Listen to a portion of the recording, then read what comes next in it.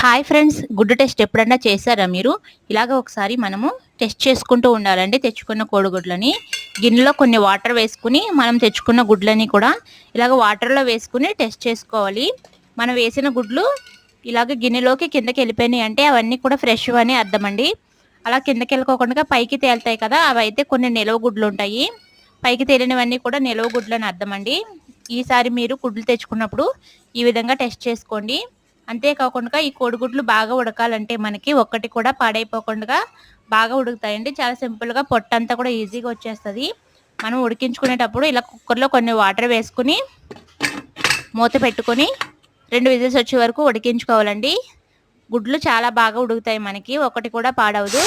చాలా బాగా వస్తాయండి. పొట్టు కూడా చాలా బాగా వస్తాయి. ఎవరైనా సరే ఈజీగా ఉడికేయచ్చు. ఎన్ని గుడ్లైనా సరే.